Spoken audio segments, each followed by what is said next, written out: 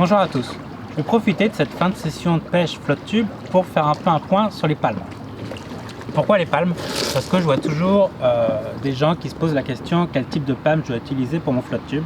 Moi-même j'étais dans le même cas il n'y a pas si longtemps. Donc pour vous éviter des galères de recherche et également des erreurs d'achat, je vais vous donner mon conseil. Donc en fait on a déjà pour commencer deux familles de palmes. Les palmes je dirais spéciales flotte tube. Généralement elles vont être assez courtes avec une grande ouverture pour vraiment y rentrer tout type de bottes. Et on va avoir les palmes de plongée qui elles vont être beaucoup plus longues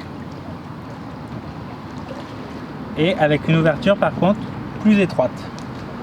Donc là on va pas pouvoir mettre n'importe quel type de bottes. Donc pour expliquer un peu, et l'autre chose c'est le waders. Le waders, on va avoir deux types de waders. On va avoir les waders je dirais classiques un peu avec une botte intégrée, et on va avoir un waders donc je dirais comme le mien avec un chausson néoprène. Voilà. Donc je vais commencer par ce que j'appelle les petites palmes, les palmes spéciales flotte tube. L'avantage de ces palmes là c'est vraiment l'ouverture soulier où je dirais on peut vraiment y rentrer ce qu'on veut. Là j'ai une chaussure de wading, ce qui est vraiment ce qu'il y a de plus gros je dirais, et je peux l'utiliser parfaitement avec. Donc là j'ai pas de souci. L'avantage c'est ça. Par contre le désavantage c'est clairement la longueur. Donc si je refais la comparaison, ça n'a quand même rien à voir.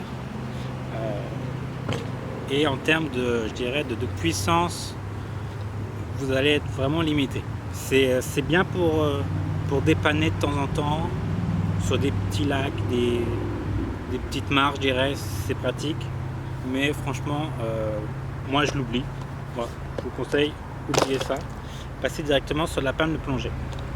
Palme de plongée, également si vous êtes débutant, également si c'est votre premier flotte tube, si vous commencez, partez directement sur ça, vous ne le regretterez pas. Je pense qu'en fait la vraie question qu'on se pose, c'est pas de savoir est-ce qu'on part sur une palme courte ou longue, car là je pense que tout le monde sera d'accord pour partir sur de la palme longue. La vraie question qu'on se pose, c'est comment est-ce que je porte ce genre de palmes qui sont plus étroites. Dans le cas d'un waders bot, alors moi j'ai pas ce type de waders pour vraiment vous conseiller. A priori sur certains modèles ça fit, donc ça j'ai envie de dire, si vous avez envie de prendre le risque, prenez-le, essayez en magasin plutôt. Dans le cas d'un waders avec chausson, le problème c'est que clairement la chaussure de wading ne rentre pas, idem pour une paire de baskets, idem pour des pantoufles fantasy par exemple. Donc le problème c'est un peu ça, comment est-ce que j'adapte ma palme avec mon waders chausson. Il y a deux solutions. La première c'est vous mettez une chaussette néoprène par dessus votre chausson. La seconde c'est vous mettez un soulier de plongée. Donc ça c'est vraiment deux choses qui sont prévues pour être utilisées avec ce genre de palme. Et je conseille fortement d'utiliser un des deux.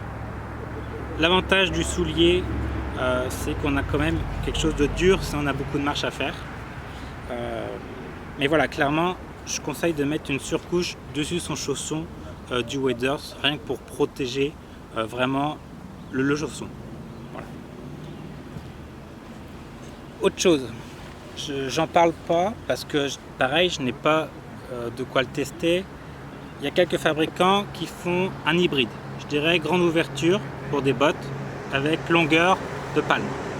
Ça peut être une bonne alternative à essayer, à voir suivant vos besoins, suivant vos souhaits. Donc mon conseil, c'est vraiment de partir directement sur ce genre de palme, palme longue, avec un waders type chausson. Si vous pêchez beaucoup du bord, vous allez voir que le waders chausson est vraiment plus agréable avec une paire de chaussures wading. Pour pêcher du bord, il n'y a rien de mieux. L'essayer, c'est de l'adopter.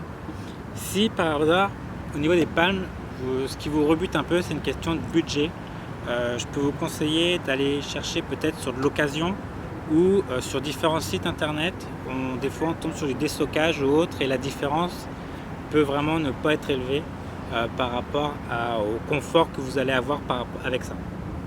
Voilà. N'hésitez pas, si vous avez des questions, les mettre en commentaire et je vais tout de suite monter sur le flotte, vous faire une petite démonstration. Donc là j'ai ma palme de plongée avec un waders avec chausson et par-dessus j'ai mon chausson néoprène. Et franchement pour moi c'est ce qui est le plus confortable, il n'y a pas le poids d'un soulier, il n'y a pas je dirais, la contrainte d'une botte, etc. En termes de maniabilité, pour faire demi-tour, voilà, il n'y a aucun souci.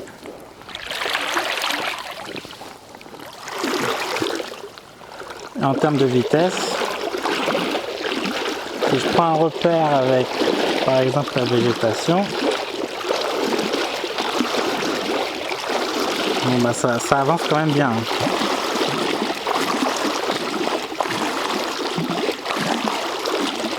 Donc voilà, sur ce, je vous laisse. J'espère que ce tuto va vous aider un peu, vous aiguiller, vous éviter surtout des achats que vous pourrez regretter, puis au final, 2 mois après, vous allez passer sur de la palme de plongée. Donc voilà, ce que je peux vraiment vous conseiller, c'est directement de partir sur ce choix de palme. Voilà.